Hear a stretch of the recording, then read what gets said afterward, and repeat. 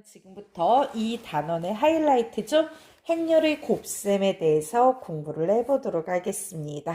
자, 행렬의 곱셈은요, 실수의 곱셈보다 조금 까다로운 부분이 있어요. 그래서 우선 결론부터 내드리고 그 결론이 무엇을 의미하는지 설명드리도록 하겠습니다. 행렬의 곱셈은요, 아무 경우에나 막 되는 게 아니고요. 아주 특수한 어떤 요건이 성립됐을 때만, 지켜졌을 때만 행렬끼리 곱셈을 할 수 있다라는 제약 조건이 있어요. 그러면 바로 그 특수한 조건이 뭐냐? 곱셈 기호를 중심으로 가까이 있는 것들끼리 같을 때만 행렬끼리의 곱셈을 할 수 있다입니다. 가까이 있는 것들끼리 같을 때만 행렬끼리의 곱셈을 할 수 있다? 무슨 얘기인지 좀 설명을 드리도록 할게요. 자, 행렬 A는요, 행렬의 꼴이 2 곱하기 3행렬이에요. 행렬 B는요, 행렬의 꼴이요, 3 곱하기 4행렬입니다. 자, 그러면 우리 볼까요? A하고 B를 곱하면 2 곱하기 3행렬하고요. 3 곱하기 4행렬이 곱해지는 요런 상황이고요. 만약에 BA의 방향으로 곱한다라고 하면 얘는 3 곱하기 4행렬과 2 곱하기 3행렬을 곱하는 요런 상황이 될 거예요. 그런데 여기서 중요한 건 뭐냐? 행렬끼리의 곱셈은요. 요렇게 안쪽에 가까이 있는 것들끼리 같을 때만 행렬끼리의 곱셈이 가능합니다. 만약에 이렇게 가까이 있는 것들끼리 봤는데 하나는 4고 하나는 2예요. 달라요. 그러면 이 경우에는요. 곱셈이 불가능해집니다. 불가능해진다예요. 자, 그래서 이렇게 가까이 있는 것들끼리 같을 때만 행렬끼리의 곱셈을 할 수 있다. 요거 잘 알아두십시오. 그러면 2 곱하기 3행렬과 3 곱하기 4행렬은 행렬의 꼴이 전혀 다른데 그러면 이게 행렬의 곱셈이 된다면 최종적으로 그 결과는 도대체 어떤 꼴의 행렬이 되지? 라고 질문할 수 있죠. 그건 바로 여기에 보이는 나머지 숫자 2 곱하기 4행렬이 되는 거예요. 예, 덧셈 뺄셈처럼 조금 쉽지는 않죠? 그래도 어려운 내용은 없으니까 잘 기억해 두시기 바랍니다. 자, 그러면 우리요 결론 내보도록 할까요? 행렬 A와 B가 곱해졌을 때 곱셈이 같으려면 이렇게 가까이 있는 것들끼리 같아야지만 곱셈이 가능하고 그 결과 만들어지는 행렬은 어떻게 생긴 행렬이다? 꼴이 M 곱하기 P 행렬이 된다라고 정리해 놓으시기 바랍니다.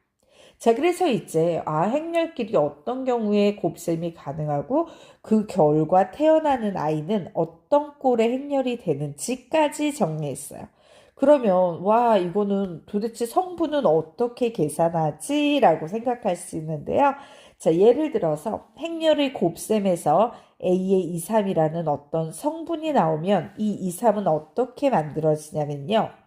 앞에 있는 행렬에서의 2행과 뒤에 있는 행렬에서의 몇 열? 3열끼리의 곱셈에 의해서 요 녀석이 만들어지게 되는 거예요.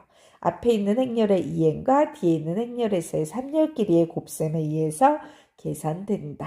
라고 우선은 알아두시고 앞 2행, 뒤 3열의 곱에 의해서 어떤 성분이 만들어지는구나 까지 정리해 두시고요.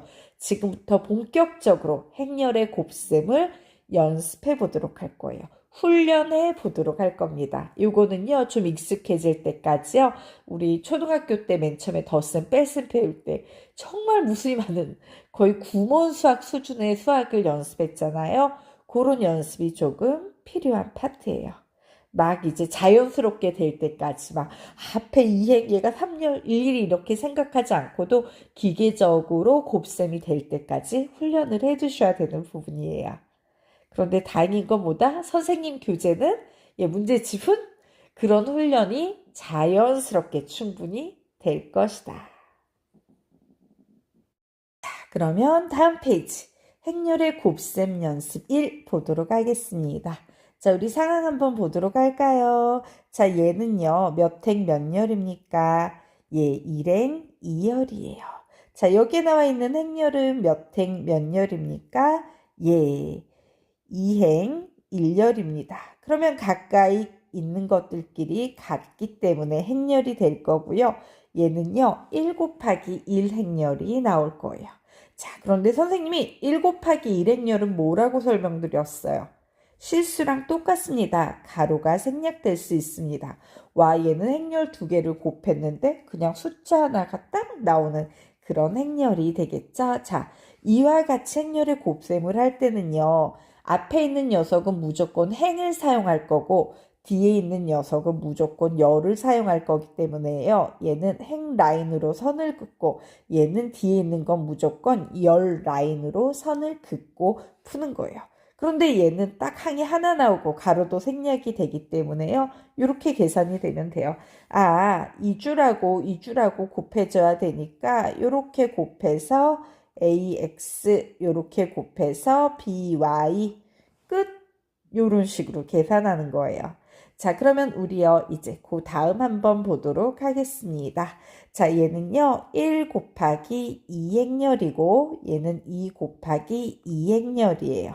그러므로 그 결과는 1 곱하기 2행렬이 나오게 될 겁니다.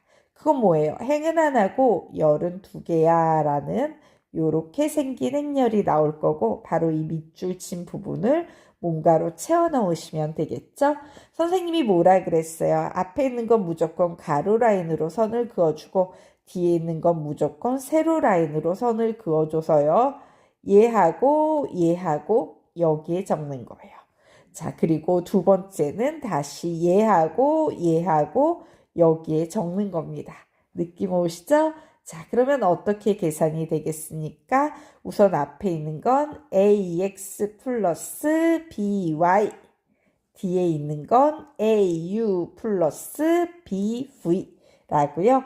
이런 식으로 계산해 주는 거예요. 자, 이제 슬슬 감이 오기 시작합니까? 자, 그 다음 보도록 할까요? 얘는 2행 1열이고요. 얘는 1행 2열이에요. 그래서 가까이 있는 것들끼리 같으니까 곱셈이 가능하고 얘는 2차 정사각행렬이 나올 겁니다. 얘는 2차 정사각행렬이니까 이 부분을 채워주면 되겠구나. 자, 선생님이 앞에 있는 건 무조건 가로 라인으로 끊고 뒤에 있는 건 무조건 세로 라인으로 끊는 겁니다. 라고 했죠. 그래서 하나씩 계산해 주는 거예요. 1행 1열에는 ax, 1행 2열에는 ay, 2행 1열에는 bx, 2행 2열에는 by. 요런 거예요. 자, 이 녀석을 보니까 이제 느낌이 확 오시죠? 아, 11행렬은 1행 1열, 12행렬은 1행 2열. 요런 걸 곱해야 된다는 말이 바로 요런 거구나 라고 느낌이 오실 겁니다. 자, 그러면 지금부터 화면을 멈추십시오. 자, 선생님이 1, 2, 3 3개 해드렸죠? 4하고 5는 화면 잠시 멈추시고요. 여러분이 한번 해보신 후에 뭐 되면 좋고 되면 답만 확인하시면 되고요.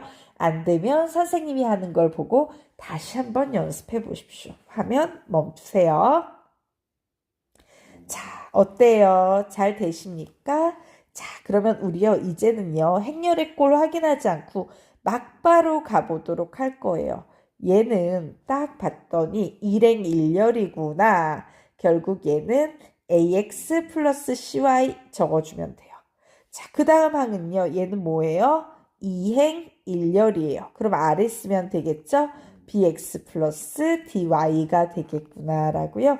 이제는 자연스럽게 행렬의 꼴을 확인하지 않고도 좀 답이 나와주면 좋겠죠. 자, 이 녀석은요. 이렇게 가로 라인으로 세로 라인으로 해야겠죠. 자, 보도록 할까요? 1행 1열 ax 플러스 cy 1행 2열 au 플러스 cv. 자, 2행 1열 bx 플러스 dy. 자, 2행 2열 이제 BU 플러스 DV. 자, 이런 식으로요. 아주 자연스럽게 저절로 곱셈이 될 정도로 우리 초등학교 1학년 때 덧셈 뺄셈 연습하듯이 그렇게 해두셔야 합니다. 정리하십시오.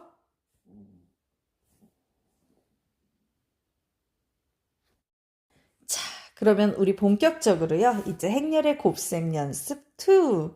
숫자가 나올 때 어떻게 계산할 것인지 훈련해 보도록 하겠습니다. 자, 숫자가 나오는데 문자가 나올 때처럼요. 일일이 늘려서 쓰면요. 시간이 부족하죠. 수학 문제 풀 때. 그래서 이제는 약간의 암산이 조금 필요하겠습니다. 자, 그래서 이렇게 푸는 거예요. 얘는 일행 1열밖에 나오지 않는구나 라고 하면요. 머릿속에서 빠르게 5 마이너스 6이구나. 5에다 마이너스 6 하면 마이너스 1이네. 이런 식으로요. 빠르게 계산을 하셔야 돼요. 자, 두 번째 한번 보도록 할까요? 얘도 1행 1열 11행렬밖에 나오지 않아요. 숫자 하나밖에 나오지 않아요. 근데 얘는 숫자가 좀 3개나 되네? 암산 가능하면 좋지만 선생님은 한번 계산하고 가겠습니다. 마이너스 4고 요렇게 계산하면 마이너스 6에다가 0이니까 그냥 마이너스 6이구나.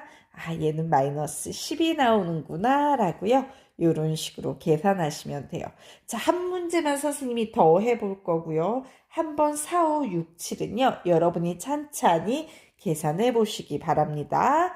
늘려 쓰지 않고 되도록이면 암산 처리하면서요. 얘는요. 1행, 1열, 1행, 2열 이렇게 두 개의 항이 만들어집니다. 계산해 보면요. 머릿속에서 빠르게 3, 2, 두 개 더하면 5 이렇게. 얘는 마이너스이고 얘는 8이네. 계산하면 6이겠구나 라고요. 요런 식으로 계산하시는 거예요. 자, 지금부터 화면 멈추시고요. 4번부터 7번까지 여러분이 해보시기 바랍니다. 자, 다 해보셨습니까? 잘 됩니까? 자, 그러면 우리 같이 해보도록 할까요? 얘는 1행 1열 마이너스 3에다가 마이너스 4니까 마이너스 7이구나 썼고요. 얘는 2행 1열 아래쪽에 와야겠죠? 9에다가 마이너스 2니까 7이겠구나 라고요. 요렇게 쓰시면 되겠습니다. 자, 5번 볼까요? 가로로 선을 그어주고 세로로 선을 그어주고 이렇게 하면 1행 1열은 3 더하기 2 해서 5 이렇게 나오네요. 자, 1행 2열 계산해 볼까요? 2에다가 마이너스 10 하니까 마이너스 8 되겠죠? 자, 요거 2행 1열의 자리는 9에다가 4 하니까 13 되겠네요. 자, 2행 2열의 자리는 3이 6이죠. 6에다가 마이너스 20 하니까 마이너스 14 이런 식으로 계산이 되겠습니다.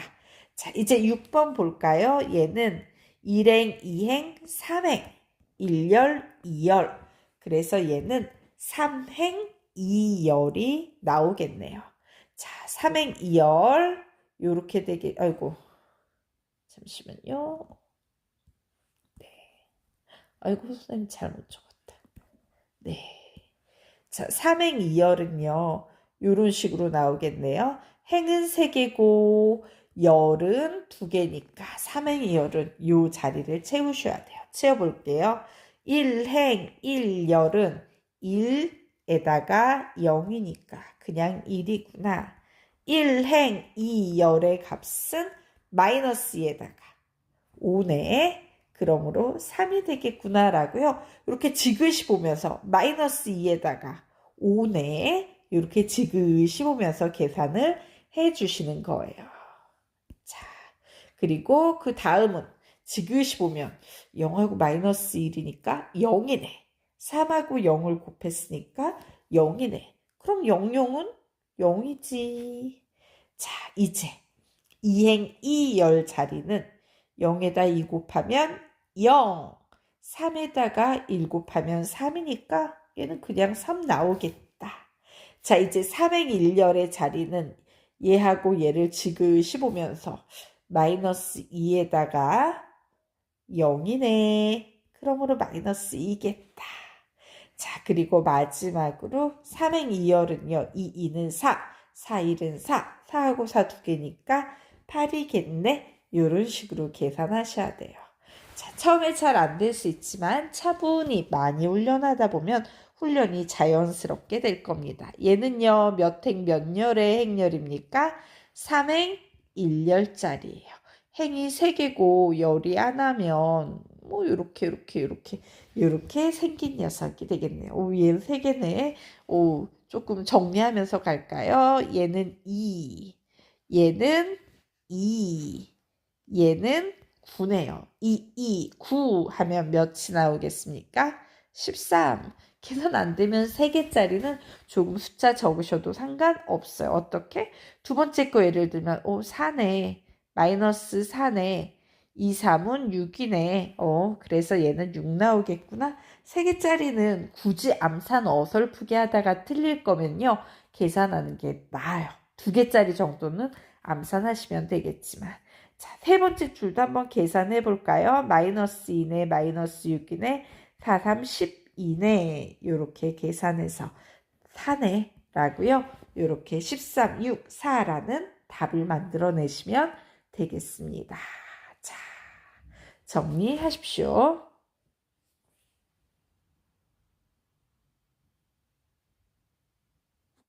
자, 그러면 우리 이제 다음 페이지로 넘어가 보도록 하겠습니다. 자, 우리요, 이제 이 페이지를 공부를 할 건데, 여기에 뭐가 보입니까? 별이 5개나 보이죠? 자, 요 부분과 관련해서 시험에 굉장히 잘 출제된다라고 생각하시면 됩니다. 도대체 뭘 배우는데 그렇게 중요한 거예요? 라고 하면요, 행렬의 곱셈에서 실수와 다른 점을 지금부터 공부를 할 거예요. 자, 이게 왜 중요하냐면요. 행렬도 실수의 연산하고 비슷한 부분이 되게 많아요. 비슷한 건 보통 우리가 그냥 익숙하게 개념을 별로 인식하지 않아도 잘한다 못한다? 잘해요. 왜? 계속 그런 방식으로 계산을 해왔으니까. 하지만 얘는 비슷한 게 아니고 완전히 다른 개념이 있다예요. 그러면 기존의 개념대로 아무 생각 없이 공부하는 애들은 틀릴 거 아니에요? 예, 다른 건데 다른 걸 인식을 못했으니까. 그래서 이 부분은요, 아주 정확하게 실수와 어떤 차이점이 있는지 잘 공부를 해두셔야 되고, 바로 이 다른 점, 야, 기존에 공부해왔던 것과 행렬은 이렇게 달라, 이런 부분이 있어 라는 부분은 시험에 잘 출제가 되는 요소이다 라고 생각하십시오. 자, 그러면 첫 번째는 뭐냐면요, 실수에서는 곱셈에 대한 교환 법칙 성립합니까? 안 합니까? 예, 성립해요. A, B는 B, A. 예, 두 개의 수는 항상 같게 나옵니다. 교환 법칙이 성립합니다. 하지만요, 행렬의 곱셈은 어땠어요? 까다로웠죠. A, B는 가능해도 B, A는 가능하지 않는 경우가 생깁니다. 그래서 우리는 A, B와 B, A가 같다라고 얘기할 수 없어요. 즉, 행렬의 곱셈에서는 교환 법칙이 성립하지 않는다라고요. 이런 식으로 정리를 해 놓으셔야 돼요. 이랬더니 어떤 학생이 이런 질문을 하더라고요. 선생님, A도 0행렬, B도 0행렬이면 0행렬 곱하기 0행렬은 0행렬 곱하기 0행렬이니까 등호 성립하는데 왜 등호 성립하지 않는다라고 이렇게 적어 놓으셨어요? 이런 질문을 하는 거예요. 자, 선생님이 여기에 적어 놓는 건요, 특정한 어쩌다가 성립하는 한 가지 예를 설명하고 있는 것이 아니고요. 교환 법칙이라는 이 녀석은요, 어떤 특정한 곱 하나에 성립한다고 해서 성립하는 게 아니고요. 항상 무조건 모든 행렬에 대해서 다 성립할 때만 교환 법칙이 성립한다라고 얘기를 하는 거예요. 그런데 행렬의 곱셈에서는 굉장히 많은 경우, 사실 대부분의 경우에 교환법칙이 성립하지 않기 때문에 교환법칙 성립하지 않아라고 주장을 하는 거지. 특정한 막 100만 가지 중에 하나가 되는데요 라고 해서 그 하나 때문에 교환법칙이라는 게 성립한다라고 얘기하지는 않습니다. 법칙은요, 모든 것에 다 성립할 때만 법칙이라는 말이 붙게 되는 거예요. 자, 그리고 또 두 번째는 우리 앞에서 요거 살짝 봤었는데요. 행렬에서는요, A, B 두 개 곱한 게 0이 나오잖아요. 그러면 우리는 여기에서 얘는 A가 0이거나 혹은 B가 0이야 라고 주장할 수 있어요. 즉 동치관계라는 건요, 요 표현과 요 표현이 수학에서는 똑같은 표현이야 라는 겁니다. 바로 요 동치관계 기호 보이시죠? 얘하고 얘는 똑같은 수학적인 표현이야 라고 얘기할 수 있어요. 하지만 행렬에서는요, 두 개의 행렬을 곱해서 0행렬이 나온다고 해서 얘는 A가 0행렬이거나 혹은 B가 0행렬일 거야 라는 이런 주장은 할 수 없다예요. 두 개는 동치관계, 서로 같은 관계가 아닙니다.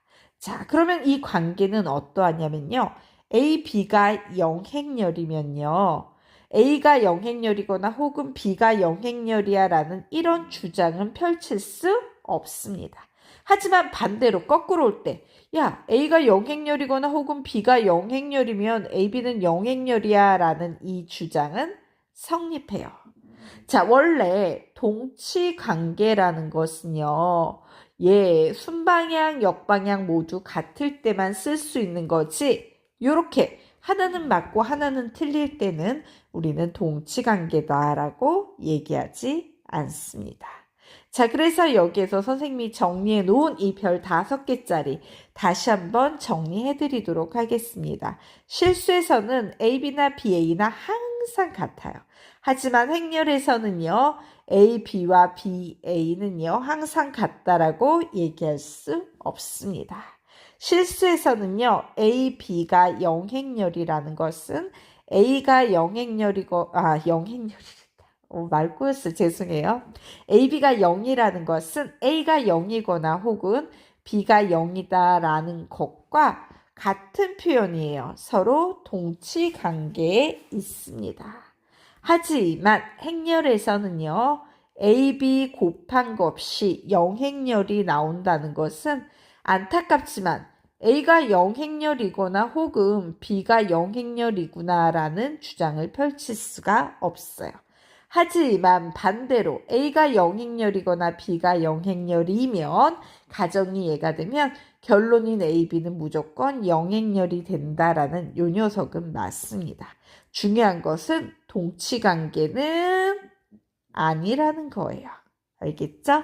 자, 그러면 우리요 한번 예를 살펴보도록 하겠습니다. 자, A라는 행렬, B라는 행렬, 0행렬 이렇게 3개가 주어졌을 때 A, B를 계산을 해볼까요? 자, A는 3, 0, 2, 0이고 B는 0, 0, 4, 1이에요. 그래서 선생님이 계산을 할 겁니다. 요렇게. 자, 일행일렬은 계산을 봤더니 0이 나오네요.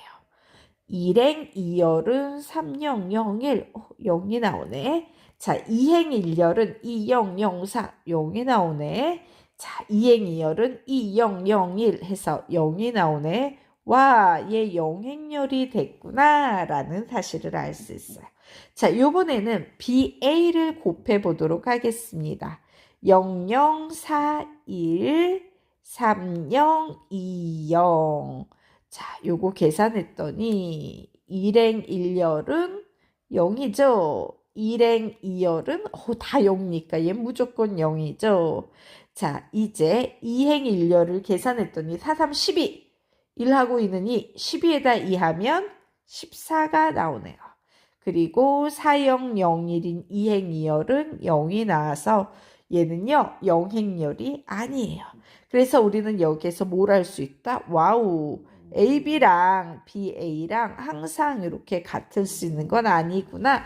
교환 법칙이 성립하지 않는구나 라는 사실을 알 수 있습니다. 자, 그리고 또한 우리 요식을 한번 보도록 할게요. 자, 바로 요식. A, B 계산했더니 영행렬이죠. 맞습니까? 하지만 우린 여기에서 뭘 알 수 있어요? 분명 A, B 곱한 것이 영행렬인데 A도 영행렬이 아니고 B도 영행렬이 아니에요. 그래서 결론 A, B는 영행렬이지만 A, B는 영행렬이지만 A는 영행렬 혹은 B는 영행렬은 아니다 라고 정리해 놓으세요. 그래서 우리는 A, B가 영행렬이지만 A는 영행렬이거나 혹은 B는 영행렬이라는 이 주장은 틀렸어 라고 틀렸어 이게 중요해요. 이렇게 정리를 해 놓으시기 바랍니다. 자, 그러면 우리요, 제로 팩터라는 영인자라는 개념을 조금 알아보도록 할 텐데요. 자, 영인자는요, 영행렬도 아닌 주제, 곱했을 때 영행렬이 나오는 거예요. 즉, A도 영행렬이 아니고 B도 영행렬이 아니지만, 와우, 두 개를 곱했더니 영행렬이 만들어지네. 얘는 영행렬을 만들어낼 수 있는 영행렬은 아니지만 능력이 있는 애야. 우린 이걸 영인자라고 부르는 겁니다. 그래서 예로 들면 여기에서 분명 A, B는 영행렬이 나왔는데 A도 영행렬이 아니고 B도 영행렬이 아니죠? 우리는 이때 바로 이 A, B를 얘네를 뭐라고 부른다? 영인자라고 부르는 거예요. 오, 영행렬도 아닌 주제에 곱했더니 영행렬을 만들어내네? 능력이 있는데 영인자 이렇게 부르는 거예요. 정리하십시오. 그러면 우리 다음 페이지 풀어보도록 하겠습니다. 자, 한번 어려운 문제는 없어요. 그냥 행렬의 곱셈을 하면 나머지는 우리가 앞에서 다 배웠던 2차 방정식이나 2차 식 문제로 바뀝니다. 겉모양은 행렬처럼 보이지만 속내용은 2차 방정식이나 2차 식 문제니까 여러분이 한번 먼저 풀어보시기 바랍니다. 화면 멈추시고 풀어보세요. 어때요? 잘 풀리셨나요? 자, 그러면 지금부터 우리 같이 풀어보도록 하겠습니다. 2차 방정식의 두 군을 알파, 베타라 할 때 다음과 같은 행렬의 상등이 성립한다. A 플러스 D의 값을 구하시오라고 문제가 나왔네요. 자, 요 A 자리와 D 자리를 더해주기 위해서는 이 행렬의 곱셈을 할 수 있어야 돼요. 그래서 우리 풀어볼까요? 1행 1열은 알파의 제곱 플러스 1 되겠네요. 자, 그리고 뭐 여기는 풀 필요 없죠. 왜? 우리는 A하고 D만 필요하거든요. 그래서 이제 2행 2열을 구해볼 거예요. 즉 얘하고 얘를 계산하면 뭐 나옵니까? 베타의 제곱 플러스 1이 나오네요. 결국 우리가 구하고 싶었던 A 플러스 D는요. 알파의 제곱 얘하고 얘를 더하면 되니까 플러스 베타의 제곱 플러스 2라고요. 이렇게 정리하실 수 있을 거예요. 빠르게 풀기 위해서 필요한 것만 우선 구해보려는 겁니다. 자, 그러면 우리 한번 볼까요? 문제가 이렇게 나와 있네요. 자, 2차 방정식에 두 군이 다음과 같이 주어졌을 때 요 값을 구해보겠니? 라는 문제로 바뀌어 버렸어요. 자, 이 문제는요, 어떻게 푸셔야 돼요? 근이 어쩌고 저쩌고 할 때 얘 계산해봐 라고 문제가 나오면 근과 계수와의 관계라는 어마무시하게 중요한 개념, 중학교 3학년 때도 중요하고 고등학교에서도 굉장히 중요한 근과 계수와의 관계로 문제를 푸셔야 됩니다. 자, 그리고 여기에는 또 어떤 개념이 사용이 되겠습니까? 바로 곱셈 공식의 변형이 사용이 돼야 되죠. 왜? 근계간에 의해서 우리가 알 수 있는 건 두 군의 합이 몇이다? 3이다 라는 거. 그리고 두 군의 곱이 몇이다? 마이너스 1이다 라고. 요것이 두 군의 합자리, 요것이 두 군의 곱자리라는 사실을 알 수 있죠. 그럼 알파 플러스 베타, 알파 베타를 변형해서 알파 제곱 플러스 베타의 제곱을 만들어내는 방법은 알파 플러스 베타의 제곱에다가 마이너스 2 알파 베타를 하는 요런 방법이 있죠. 그래서 계산했더니 3의 제곱 9 빼기 2에다가 마이너스 1 곱하고 플러스 2 요렇게 계산해주면 답은 몇이 나온다? 13이 나온다 라고요. 요렇게 정리해 두시면 되겠습니다. 자, 그러면 우리요 이제 아래 있는 문제도 풀어보도록 하겠습니다. 자, 행렬 3개 줬고요. 이 행렬의 곱의 성분이 다음과 같을 때 최소값 m을 가진다. a와 m을 구하시오 라고 문제가 나왔기 때문에 우선은 a, b, c를 해보셔야 되는 거예요. 자, 그래서 정리해 봅시다. a는 x와 마이너스 1이고요. b는 1, 0, 마이너스 4, 2고요. c는요, x 1이에요. 자, 얘가 한번 계산 가능한지부터 한번 확인을 해볼까요? 얘는 1행 2열이고요.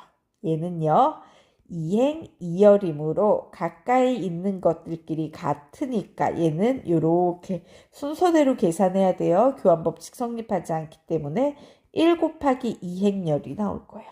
그런데 뒤에 나와 있는 요 녀석은 2행 1열이므로 요렇게 가까이 있는 것들끼리 같으니까 최종적으로 1 곱하기 1이라는 어떤 실수가 만들어지는 상황이네요.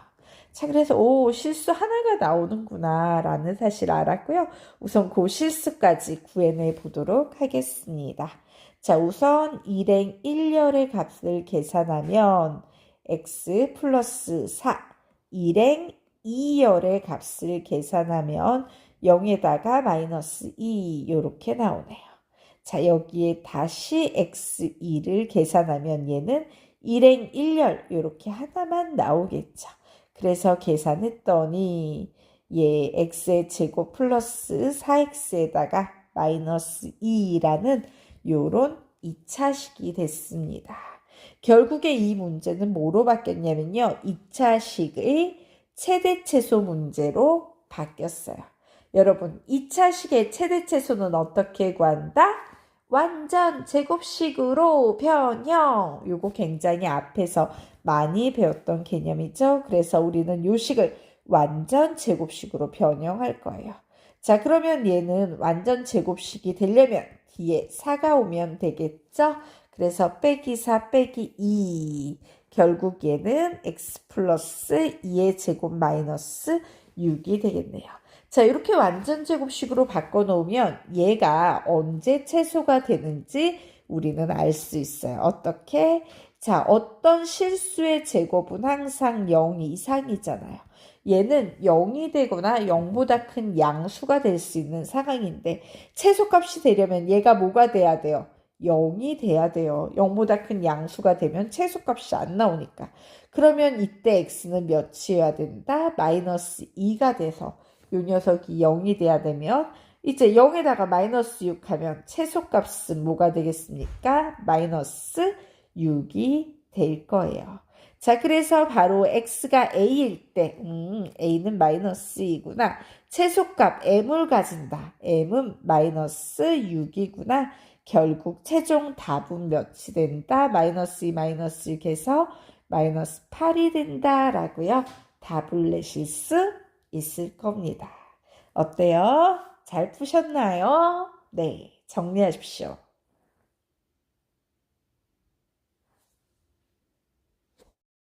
자, 다음 페이지 보도록 하겠습니다. 행렬의 곱셈의 기본 법칙 보도록 할 거예요. 자, 곱셈 연산이죠. 즉 연산 법칙에 대해서 알아보도록 하겠습니다. 자, 우선 첫 번째 행렬은요. 교환 법칙이 성립한다 안 한다? 안 한다예요. 자, 그런데 이때 주의사항이 있습니다. 자, AB는 BA가요. 무조건 항상 성립하지 않는 게 아니라는 거. 교환 법칙이 성립합니다 라는 경우에는요. 모든 경우에 다 성립할 때만 교환 법칙이 성립하는구나 라고 얘기를 하는 거예요. 자, 그래서 어떤 경우에는 성립하고 어떤 경우에는 성립하지 않을 때는 우리가 교환 법칙이 성립하지 않는다라고 얘기하는 거기 때문에요. 무조건 AB는 BA와 같을 수 없구나가 아니라 같지 않은 경우가 대부분이지만 예외적으로 같은 경우도 좀 있을 수 있구나. 요 정도로 정리해 놓으시기 바랍니다. 자, 두 번째요. 교환 법칙이 성립하지 않으니까 자리를 바꾸지 못하는 상태에서요. 뭐는 성립한다? 결합 법칙은 성립한다라는 걸 알 수 있어요. 이렇게 결합하나, 요렇게 결합하나, 등식이 성립한다. 결합 법칙, 요렇게 기억을 해두시면 되겠는데 주의사항은 뭐다? ABC의 순서를 절대로 바꾸면 되지 않는다. 왜? 자리를 교환할 수 없어요. 교환 법칙이 성립하지 않기 때문에. 자, 이제 세 번째 같은 경우는 A 곱하기 B 플러스 C랑 똑같은 상황이죠. 곱셈과 덧셈이 보이는 상황. 이렇게 연산 종류가 두 종류고 대상이 A, B, C 세 개일 때는 분배 법칙이 성립하냐라고 묻는 건데요. 얘는 조금 특이해요. 우리가 생각하던 일반적인 수의 분배 법칙과는 달려 행렬에서는 교환 법칙이 성립하지 않기 때문에 위치, 앞뒤의 순서를 지키는 것, 즉 자리가 바뀌지 않게 만들어주는 게 굉장히 중요합니다. 적어 놓으십시오. 앞뒤 순서를 지켜야 한다라고요. 자, 무슨 말이냐? 요런 거예요. 분배는 돼요. 이렇게 분배하고 요렇게 분배해도 등식은 성립한다인데 써줄 때 꼭 앞에 A가 와야 돼 라고요. 순서를 지켜주는 게 되게 중요해요. 자, 요건요. 이제 C를 곱해야 되잖아요. 요렇게 C가 무조건 항상 어디에 와야 된다? 뒤쪽에 오게 해야 된다. 이렇게 순서를 지켜주는 게 중요하다요. 자, 우리 요식 한번 볼까요? 얘도 대상은 A도 보이고 B도 보이고 C도 보이고 세 개예요. 자, 그리고 곱셈도 보이고 덧셈도 보이고 연산 종류는 두 종류이기 때문에 분배 법칙을 적용해 주는 건데 분배 법칙은요. 이렇게 두 개처럼 펼치는 경우도 있지만요. 인수분해하듯이 모아주는 경우도 있죠. 그런데 모아줄 때 A의 위치가 앞이면 무조건 앞쪽에다가 정리해줘야 되고 여기에서는 C를 인수분해 모으듯이 모을 수 있는데 C는 앞이다 뒤다 무조건 뒤쪽에 적어줘야 된다라는 제약사항이 있다는 거 조금 기억해 두시기 바랍니다. 자, 반면에요. 요런 애들 있잖아요. 분명 대상은 A, B, C, 연산은 곱셈, 덧셈 두 개예요. 하지만 이 경우에는 안타깝지만요. A의 위치가 다르기 때문에 그리고 요 경우에는요. 묶어줄 수 있는 B가 하나는 D고 하나는 앞이기 때문에 얘는 분배 법칙이 성립하지 않고요. 그냥 더 이상 정리 불가능해요. 여기에서 끝나버리는 거예요. 계산이. 더 이상 정리 불가능. 요 녀석도 안타깝지만 더 이상 정리 불가능하다라고요. 요렇게 기억을 해주시면 되겠습니다. 자, 여기까지 됐나요? 네. 자, 그리고 선생님이 하나 개념을 빼먹었군요. 네, 우리요 여기 1, 2, 3번이라고 나와 있는데요. 사실 이제 선생님 개념집 차후에 바꿔야겠군요. 죄송해요. 이제 처음 만들어지는 개념집이다 보니까 조금 오류가 있어요. 자, 요렇게 4번이라고 해놓고 요렇게 적어 놓으시겠어요? 왜? 우리 K 한번 얘기해야죠. K를 등장시켜 놓고 안 쓰면 민망하죠. K, A, B는 A의 K, B는 K의 A, B라고요. 요렇게 조금 적어 놓도록 할게요. 자, 이 식들의 특징은요. A, B는요. 무조건 A가 앞, B는 뒤에 와요. 하지만 실수 K는요. 아무 곳에나 들어가도 상관이 없다라는 거예요. 일종의 실수의 특권이라고 보시면 되겠습니다. 그래서 옆에 이렇게 적어 놓도록 할게요. 행렬의 곱셈에서는 실수 K의 위치가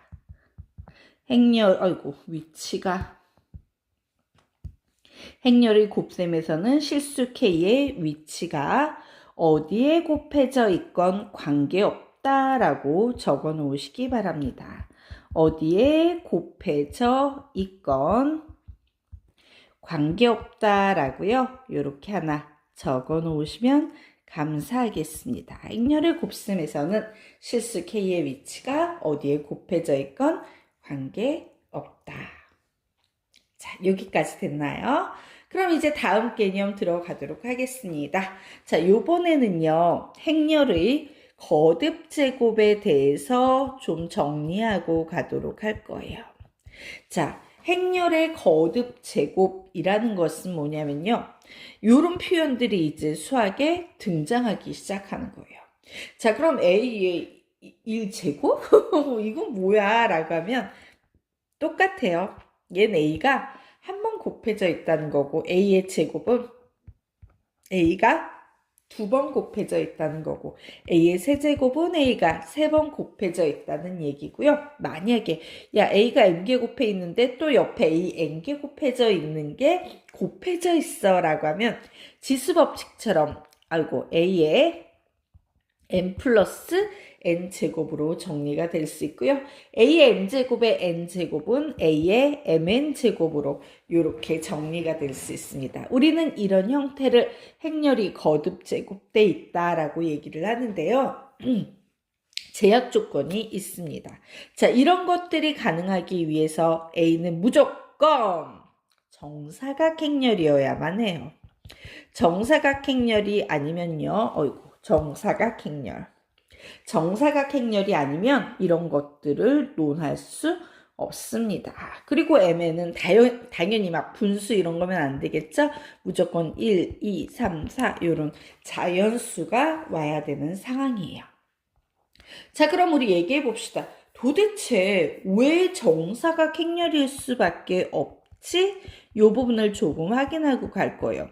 행렬의 거듭 제곱이 되려면 왜 정사각행렬이어야 돼? 라고 얘기를 하면요. A의 제곱은 A가 두 개 곱해져 있는 거죠. 근데 A가 m 곱하기 n 행렬이라면요. 얘는 m 곱하기 n이 될 거예요. 자, 곱셈이 가능하려면 뭐와 뭐가 같아야 한다? 가까이 있는 것들끼리 같아야 되죠. 그래서 결국 n하고 m과 같아지게 되는 겁니다. 결국 m 곱하기 n 행렬은 n이 결국 m이므로 a는 m 곱하기 m 행렬이 돼버리게 되는 거고요. 즉 정사각 행렬이 되는 것이다 라고 여기까지 정리해 두시기 바랍니다. 자, 우리가 바로 앞 페이지에서요. 행렬의 곱셈의 기본 법칙, 즉 연산법칙을 살펴봤어요. 그런데 우리가 기존에 배웠던 수의 연산법칙과는 완전히 조금 다른 부분들이 있죠. 자, 그러면 이런 차이는 굉장히 중요합니다. 문제화되기 쉽습니다. 기존의 것하고 다른 차이점. 얘는 별표 5개짜리입니다. 뭐 이런 얘기들을 했는데요. 이 모든 차이는 왜 생기냐면요. 교환법칙이 성립하지 않기 때문에 생겨나는 현상들이에요. 만약에 AB가 BA라면 자리를 교환해도 등식이 성립하는 교환법칙이 성립한다라고 하면요. 우리 차근히 한번 볼까요? AB의 제곱은요. AB랑 똑같고 교환법칙 성립하기 때문에요. 바로 요 BA 자리를 AB로 바꿀 수 있고 그러면 결국 A제곱 B의 제곱이라고 우리가 너무나도 잘 아는 이런 개념으로 정리가 되겠죠. 그런데 이것은 거짓이다 라는 거. 자, 또 볼까요? A 플러스 B의 제곱. 이 양의 제곱식이면 막 교환법칙이 성립했으면 중간 생략할게요. 차근히 궁금하신 분들은 읽어보세요. 우리가 너무 잘 아는 공식은 A제곱 플러스 AB 플러스 B의 제곱으로 정리가 됐겠지만 안타깝지만 얘는 교환법칙이 성립하기 때문에 이렇게 계산이 되는 거고 행렬에서는 거짓이다. a-b의 제곱 역시 우리가 알고 있는 이런 식으로 정리가 안 된다. 왜? 교환 법칙이 성립하지 않기 때문에. 이거 거짓말이야. 자, a 플러스 b, a 마이너스 b 합차 공식도 우리가 알고 있는 a제곱 마이너스 b의 제곱이 되려면 중간에 이렇게 ba가 ab로 바뀌는 등등의 교환 법칙이 성립해야 되지만 안 되니까 이건 모두 거짓이다라고요. 이렇게 정리해 두셔야 돼요. 자, 그래서 결론 내드립니다. 행렬의 곱셈은요, 무슨 법칙이 성립하지 않기 때문에 교환 법칙이 성립하지 않으므로, 즉 뭐가 성립하지 않는다? AB랑 BA랑 같지 않기 때문에 안타깝지만 우리가 알고 있는 굉장히 노멀하고 낯익은 이런 식들은 모두 다 성립하지 않아, 같지 않아 라고요. 이렇게 정리를 해두시면 되겠습니다. 그럼 우리의 질문은 이거죠. 와, 그럼 선생님, 우리 이런 거는 앞으로 어떻게 계산해야 돼요? 저게 성립하지 않으면? 예, 어쩔 수 없어요. 얘는 어떻게 계산이 되냐? 우리 윗식에서 한번 보도록 할게요. 얘는요, 아이고, 다른 색으로 좀 칠까? 자, 요 녀석은요, 쫙 계산을 해서 여기까지 갔는데, 만약에 얘하고 같다면 다음 식으로 이행이 됐겠지만, 같지 않기 때문에 이 뒤에 계산이 없고요. 그냥 딱 여기서 끝나버리는 거예요. 여기서. 자, 밑에 있는 식도 마찬가지예요. a-b의 제곱은요, 여기까지만 계산이 가능한 겁니다. 자, a 플러스 b, a-b라는 이 합차 공식처럼 생긴 녀석도 여기에서 계산이 멈춰버린다 라는 거예요. 그래서 우리 결론을 조금 내보도록 하겠습니다. 일반적으로, 예. 교환 법칙이 왜 드물게 성립하는 경우도 있습니다 라고 얘기했죠? 아주 예외적인 몇몇 경우. 그래서 일반적으로는 행렬의 곱셈에서는 AB랑 BA는 같지 않기 때문에 계산은 이런 식으로, 예. BA가 살아있는 요 라인으로 여기까지 정리해서 계산하는 거다라고요. 이렇게 조금 결론을 기억해 두시기 바랍니다. 자, 되셨습니까? 네. 그러면 우리요, 이제 그 다음 페이지 넘어가서 보도록 하겠습니다. 자, 행렬의 곱셈에서는요, 계속 강조하는 건 하나죠. AB랑 BA랑 이렇게 교환 법칙이 성립하지 않아 같지 않기 때문에 곱셈을 전개할 때는 중요한 것은 순서를 정확히 지키는 것이다. 누가 앞에 나왔는지, 누가 뒤에 나왔는지. 그래서 밑에 있는 예를 보게 되면요. 요 녀석 봤더니 얘는 공통인수로 BC를 뽑을 수 있는데 BC가 뒤에 나오기 때문에 우리는 항상 A-C 써주고 BC는 반드시 뒤쪽에 순서를 지켜서 써줘야 되는구나 라고요. 이렇게 정리하셔야 돼요. 자, 우리 그 아래식 볼까요? 자, 이런 식이 나오면 여기에는 A라는 애가 공통인수인데 앞에 나오니까 앞에 써주고 나머지 찌끄레기 양 이렇게 정리해 주시면 되겠죠? 자, 그리고 뒤에 나오는 요 식에서 마이너스 B가 공통인수인데 앞쪽에 붙어 있으니까 마이너스 B 써주고 A 플러스 B라고 이렇게 적어주실 수 있겠네요. 자, 그런데 적고 났더니 공통인수가 또 보여요. 얘도 묶어주실 수 있는데 앞으로 묶는다, 뒤로 묶는다, 뒤쪽으로 가야 돼요. 그래서 찌끄레기식 적고 뒤쪽에 A 플러스 B를 이렇게 똑같이 뒤에다가 붙여주시면 되는 거예요. 자, 그럼 세 번째는 화면 잠시 멈추고 여러분이 해보십시오. 다 해보셨습니까? 예. 여기에서는요, 얘는요, B, B, D랑 같으니까 앞쪽에 B, 뒤쪽에 D가 공통인수네요. 그래서 B는 앞에 써주고 찌끄레기식 B-C는 중간에 써주고 맨 뒤에 있는 D는 역시 뒤에 이렇게 적어줘야 된다. 순서를 지키자라고 정리해 놓으십시오. 자, 됐나요? 그럼 우리 이제 그 다음 개념으로 넘어가도록 하겠습니다. 자, 이제 문제에 어떤 표현들이 등장하기 시작하냐면요. 요런 표현들이 등장해요. 선생님, a 플러스 b의 제곱은 a제곱 플러스 2ab 플러스 b의 제곱 성립 안 한다고 하셨잖아요. 자, 선생님이 요게 성립 안 한다라는 얘기는요. ab와 ba가 같지 않은 경우를 얘기합니다. 라고 얘기했죠. 그런데 뭐라고 가르쳤어요? 계속 강조했던 포인트는 이거예요. 교환법칙이 성립하지 않는다는 경우는 모든 경우에 다 성립하지 않는다는 게 아니고 예외적으로 성립되는 경우도 있을 수 있다. 그런데 문제 출제자가 우리에게 이런 표현을 하고 있다는 것은 이 문제가 바로 그 예외적인 표현이다라는 얘기예요.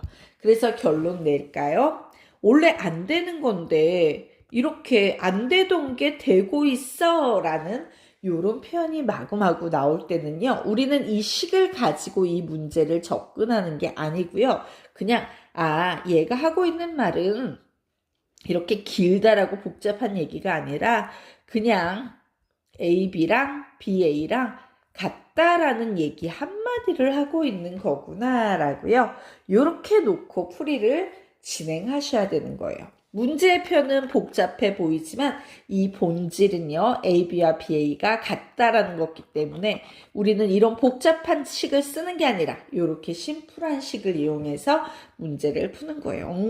AB랑 BA랑 아주 예외적으로 같은 경우인 특수 문제라는 거구나. AB랑 BA랑 같은 특수한 경우를 갖고 문제를 풀라는 얘기구나. 이렇게 정리해 놓으셔야 돼요. 자, 그런데 주의사항이 있습니다. 자, AB의 n제곱이 A의 n제곱, B의 n제곱이 성립할 때라는 말이 나올 때는요. 요 경우만큼은요. 안타깝지만요. AB는 BA 이렇게 놓고 푸시면 안 됩니다. 그래서 라고 놓고 풀 수 없다라고요. 요렇게 정리를 조금 해 놓으세요. 이렇게 놓고 푸는 거 이건 말이 안 돼. 그럼 우리 이제 질문해야죠. 왜요? 왜 이건 안 되는데요? 자, 그러면 우리요 예를 한번 들어보도록 합시다. 자, 수학에요 발레라는 개념이 있습니다. 자, 지금은 가볍게만 선생님이 알려드릴 거고요. 공통수학 2에 들어가서 명제 파트에서 아주 자세히 발레에 대한 얘기를 해드릴 거예요. 자, 우선 발레라는 개념이 등장하고 있는데요. 이 발레는 이렇게 정리해 놓도록 할게요. 가정은 만족하지만 결론은 만족하지 않는 예. 가정은 만족하지만 결론은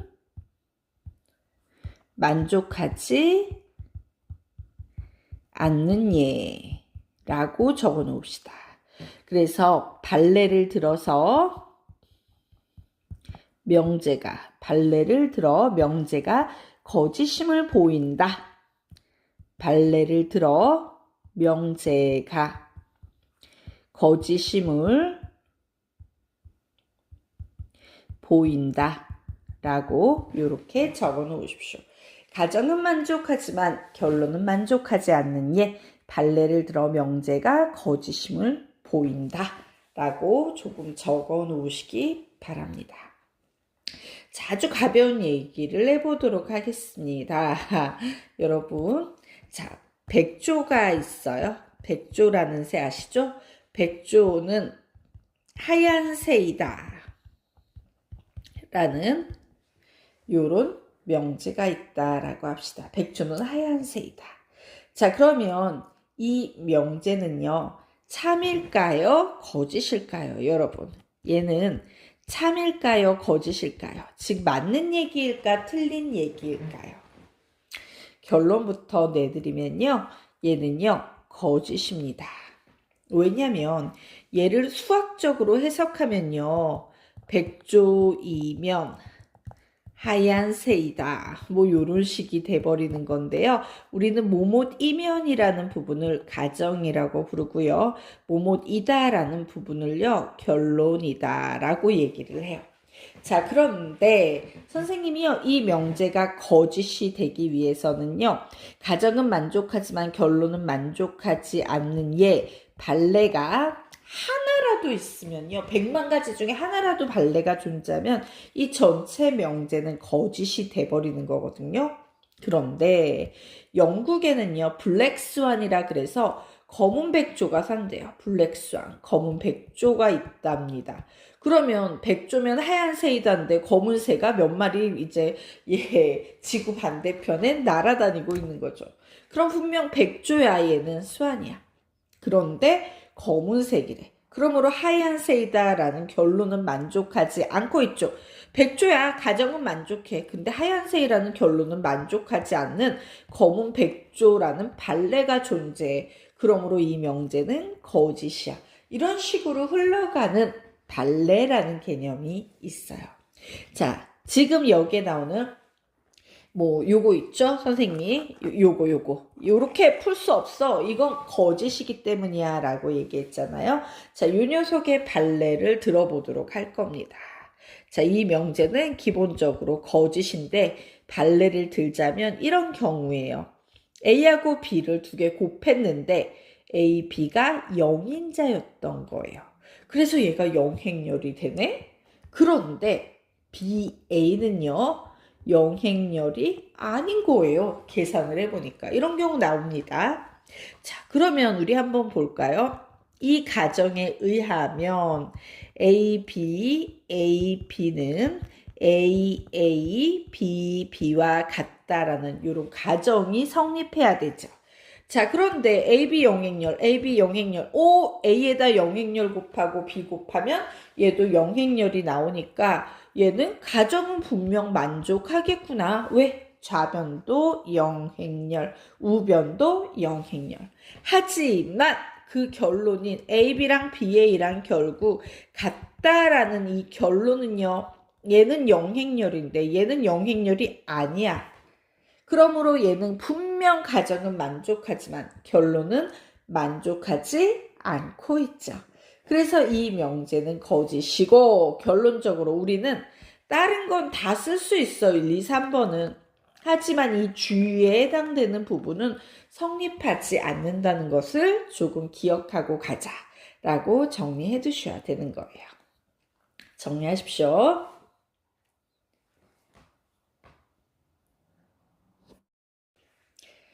자, 그러면 우리 페이지 넘겨서 문제 한번 풀어보도록 합시다. 자, 선생님 풀어드리기 전에요. 여러분이 한번 문제 풀어보십시오. 예, 다 풀어보셨습니까? 자, 그러면 우리 지금부터 문제 같이 보도록 합시다.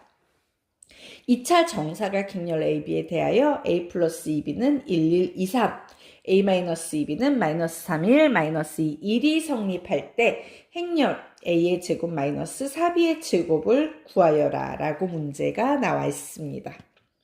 자, 우리요, 출제자의 의도가 뭔지 살펴볼까요? 식을 관찰해보면 이제 A 플러스 2B? A 마이너스 2B? A 제곱 마이너스 4B의 제곱? 느낌이 와. 이거 A 플러스 2B하고 A 마이너스 2B하고 요렇게 곱하면 이거 합차 공식에 의해서 A 제곱 마이너스 4B의 제곱 되는 거 아니야? 뭐 이렇게 접근하실 수도 있겠지만 출제자의 의도는 이거예요. 자, 현혹되지? 이렇게 풀고 싶지? 그냥 이거 두 개만 곱해버리면 정답 내고 싶지? 그런데 이게 성립하지 않아. 만약에 저거 두 개 곱하는 놈이 있으면 나는 너에게 점수를 줄 수 없어 라는 요런 의도를 갖고 문제를 만든 거예요. 즉 얘가 같지 않다라를 인식하는지 묻고 있는 겁니다. 지금. 그래서 이런 거에 속아 넘어가면 된다, 안 된다? 안 된다요. 그러면 선생님 저렇게 풀면 좋은데 이게 안 된다 그러면 이거 어떻게 풀어야 돼요? 라고 물으신다면요. 노가다죠 뭐. 이거 뭐예요? 미지수인 행렬, 미지수? 미지행렬 2개, 식 2개. 우리 A도 구할 수 있고 B도 구할 수 있어요, 없어요? 있죠? A하고 B 구하면 우리 각각 AA-4BB 이렇게 계산할 수 있어요, 없어요? 있죠? 예. 안타깝지만 조금 노가다기는 하지만 그렇게 힘들게 풀 수밖에 없다라는 얘기를 해주고 있는 거예요. 왜? 교환법칙 성립하지 않기 때문에 고생 좀 해봐 라는 거죠. 자, 그러면 우리 풀어보도록 합시다.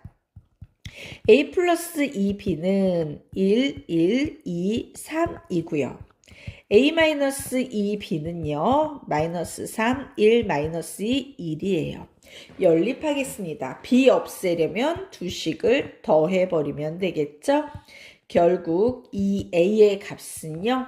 예, 같은 위치에 있는 성분 끼리끼리 더해서 행렬의 덧셈을 하게 되면 마이너스 2하고 1 더하면 2 나오죠. 2하고 마이너스 2 더하면 0이 될 거고요. 3에다가 2를 더하면 4가 나올 건데 내가 구하고 싶은 건 A잖아요. 그러므로 A는 예, 각변을 2로 나눠버리게 되면 마이너스 1, 1, 0, 2라고요. 이렇게 나오겠네요. 자, 똑같은 방식으로 우리 B를 구합니다. 어떻게? A 플러스 2B는 1, 1, 2, 3이고요. A 마이너스 2B는요. 마이너스 3, 1, 마이너스 2, 1일 때 요번엔 A를 없애기 위해서 식을 빼버릴 거예요. 자, 그러면 AA 사라지면서 얘는 4B가 되겠네요. 자, 1 마이너스 3은 4. 1 마이너스 1은 0. 2 마이너스 2는 4. 3 마이너스 1은 2. 뭐 요렇게 나오네요. 자, 그래서 우리가 구하려는 건 4B의 제곱이잖아요. 그럼 2B의 제곱이면 되니까 2B를 하면 되겠네요. 그래서 양변을 2로 나누면 2, 0, 2, 1 이렇게 나올 겁니다. 자, 그래서 결국 우리가 구하고자 했던 A제곱 마이너스 4B의 제곱은요. 얘 제곱하면 되죠? 마이너스 1, 1, 0, 1을 두 번 요렇게 곱해 주시면 되고 빼기. 자, 4B의 제곱은요. 2B의 제곱이니까 얘를 두 번 곱하면 되겠죠? 2, 0, 2, 1. 2, 0, 2, 1. 요렇게. 그래서 곱셈을 합니다. 요렇게 예, 행과 열로 나눠 놓고 계산해 보면요. 어이구, 어디 갔어? 사라졌네요. 네. 됐죠? 자, 요렇게 계산하면 1, 요렇게 계산하면 0, 두 개 더하면 1, 요렇게 나오겠죠. 다시, 요렇게 계산하면 마이너스 1, 요렇게 계산하면은 2, 그래서 1이 나오겠죠. 자, 요렇게 계산하면 0, 요렇게 계산하면 0, 0, 0, 0이죠. 자, 0하고 1 곱하면 0, 2, 2는 4 요렇게 나오네요. 빼기. 자, 얘도 행과 열로 나눠서 똑같은 방식으로 곱셈합니다. 4 되겠네요. 0 되겠네요. 6 되겠네요. 1 되겠네요. 이게 되게 자연스럽게 돼야 돼요. 지그시 두 개 정도는 암산이 편히 되셔야 됩니다. 그래서 결국 행렬에 뺄셈하면 마이너스 3, 1, 마이너스 6, 3 이렇게 정답이 나오겠습니다. 정리하십시오.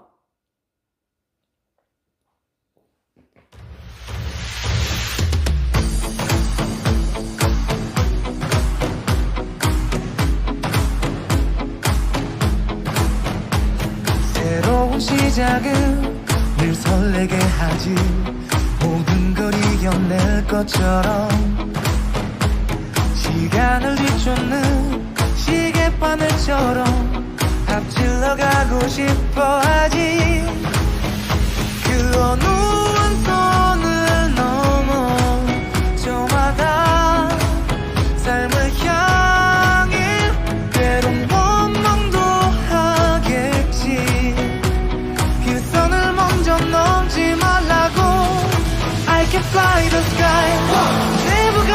stay 내가 지쳐 쓰러질 때까지 어떤 이유도 어떤 변명도 지금 내겐 용기가 필요해 빛나지 않아도 내 꿈을 응원해 그 마지막을 가질 테니 부러진 것처럼 한 발로 뛰어도 난 나의 길을 갈 테니까 지금 나를 위한 약속 멈추지 않겠다고 또 하나를 앞지르면 곧 너의 뒤를 따라잡겠지 원하는 대로 나가질 거야 그게 바로 내 꿈일 테니까 변한 건 없어 버티고 버텨 내 꿈은 더 단단해질 테니 다시 시작해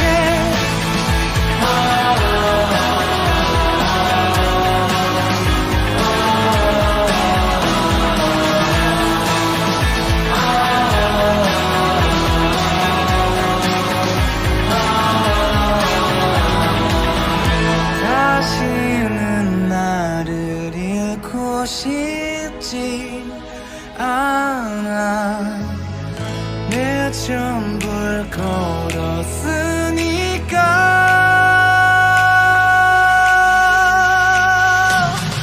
원하는 대로 나가질 거야 그게 바로 내 꿈일 테니까 변한 건 없어 버티고 버텨 내 꿈은 더 단단해질 테니 다시 시작해